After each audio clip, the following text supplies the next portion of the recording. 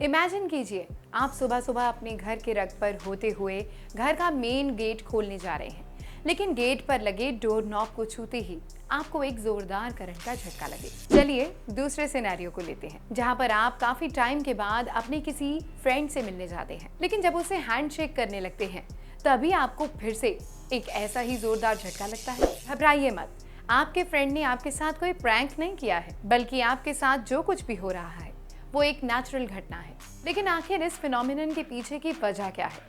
आखिर ऐसा क्यों होता है हमारे साथ? साथ ही सबसे बड़ा सवाल ये है कि क्या ये करंट के झटके हमारे लिए खतरनाक भी हो सकते हैं? तो इस घटना के पीछे की वजह को जानने के लिए बिल्कुल बेसिक तौर पर शुरुआत करते हैं, क्योंकि यहाँ पर हम बिना सर्किट और कंडक्टर वाले करंट की बात करने वाले हैं। सबसे पहले हमारे आसपास सब कुछ एटम्स से मिलकर बना हुआ है। ये एटम्स भी 3 पार्ट कंसिस्ट करते हैं: इलेक्ट्रॉन, प्रोटॉन और न्यूट्रॉन। जैसा कि हमने 9th और 10th में स्टडी किया हुआ है, न्यूट्रॉन तो बेचारा अपने नाम की तरह ही न्यूट्रल होता है, वहीं पर इलेक्ट्रॉन नेगेटिव चार्ज कैरी करता है और प्रोटॉन पॉजिटिव चार्ज को। वैसे तो नॉर्मली किसी भी एटम में इलेक्ट्रॉन्स और प्रोटॉन्स बैलेंस्ड रहते हैं, यहाँ तक तो सब ठीक है। लेकिन असली दिक्कत तब होती है जहाँ पर एटम का ये चार्ज किसी भी वजह से बैलेंस नहीं रह पाता है। इसको एक एग्जाम्पल से समझते हैं। आपके घर के आंगन में रखे रग या पायदान पर एक्सेसिव इलेक्ट्रॉन्स मौजूद हैं, जो कि लूजली बाउंडेड है। मतलब अगर कोई भी इस रग या पायदान पर अपने पैरों को जरा सा भी रगड़ता है तो वो इलेक्ट्रॉन्स आसानी से जाकर उस पर चिपक जाते हैं। लेकिन वहीं पर गेट के नॉब पर इलेक्ट्रॉन्स की क्वांटिटी कम है। इस केस में इलेक्ट्रॉन्स न्यूट्रल चार्ज को रिस्टोर करने के लिए इस डोर नॉब की तरफ चले जाएंगे और इलेक्ट्रॉन्स के ही अचानक होने वाले मूवमेंट से हमें एक झटका भी महसूस होता है। ये झटके हमें सर्दियों में ज्यादा फील होते हैं, क्योंकि सर्दियों में हम अपने आप को गर्म रखने के लिए वूलन क्लोथ्स का ज्यादा यूज करते हैं। स्टैटिक इलेक्ट्रिसिटी को थोड़ा और डीप में समझने के लिए एक और फेमस एग्जाम्पल की मदद लेते हैं। ये एक्सपेरिमेंट तो हम सब ने स्कूल्स में जरूर किया है।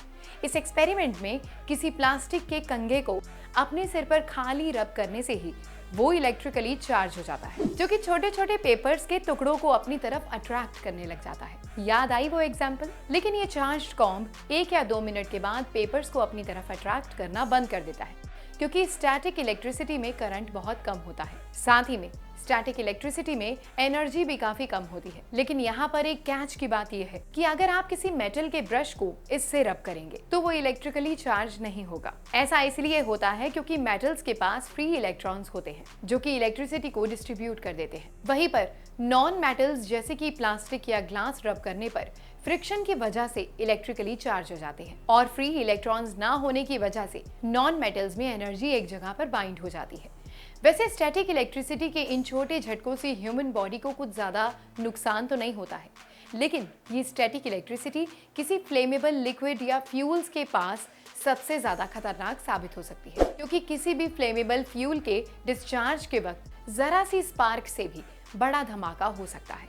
सबने देखा होगा, नॉर्मली जब किसी भी ऑयल टैंकर पर नीचे की तरफ एक मेटल चेन लटक रही होती है, क्योंकि रोड पर चलते वक्त फ्रिक्शन की वजह से ट्रक के ऊपर काफी चार्ज इकट्ठा हो जाता है, जिसकी वजह से ट्रक पर कभी भी स्पार्किंग हो सकती है। इसलिए अर्थिंग के लिए फ्यूल टैंकर्स और एक मेटल चेन को लटका दिया जाता है।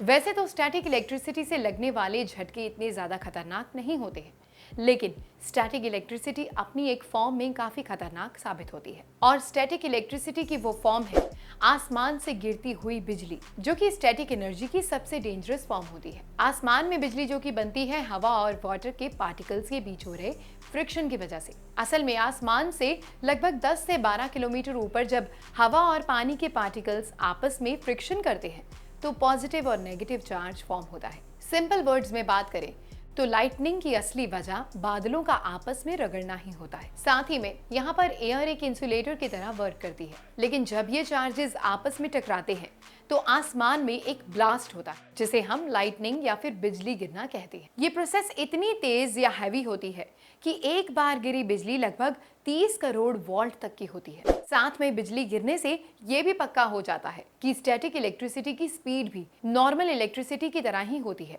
इसीलिए लाइटनिंग के वक्त हमें लाइट पहले दिखाई देती है और साउंड हमें बाद में सुनाई देता है। तो अगली बार अगर आप ये बातें सुने कि कहीं 5G टेस्ट हो रहा है या फिर कोई और एक्सपेरिमेंट हो रहा है, तभी हमको करंट के झटके महसूस हो रहे हैं, तो उनसे कहिए कि ये सब कुछ normal day to day activity में होने वाली घटनाएं हैं, जो कि हमें महसूस होती रहती है। और अगली बार जब भी आपको अपने फ्रेंड से मिलने का मौका मिले या फिर उसे हैंडशेक करते वक्त आपको बिजली का झटका लगे, तो आपको उसकी वजह पूरी तरह से मालूम होगी, जिससे कि आप इस सिचुएशन से बिना किसी एम्बैरेसमेंट या झगड़े से निकल सकते हैं, क्योंकि अब आपको पता है कि किसी तरीके का प्रैंक आपके फ्रेंड ने आपके साथ नहीं किया है। तो फिलहाल आज के इस वीडियो में बस इतना ही। इन्फॉर्मेशन अच्छी लगी हो तो प्लीज़ वीडियो को लाइक कीजिए, शेयर कीजिए, कमेंट्स कीजिए। कोई सजेशंस है तब भी कमेंट्स कीजिए। अगर वीडियो अच्छा लगा, कोई पार्ट इंटरेस्टिंग लगा, तब भी कमेंट कीजिए। और चैनल पर न्यू है तो सब्सक्राइब का बटन ज़रूर दबाइए। ऐसे बहुत सारे इन्फॉर्मेटिव टॉपिक्स के साथ हम हर हफ्ते 1 या 2 बार आपसे मिलते रहते हैं और अगले एपिसोड में एक और बड़ा इंटरेस्टिंग एपिसोड लेकर आपके सामने मैं फिर से आऊँगी। तब तक के लिए thank you for watching. Bye bye.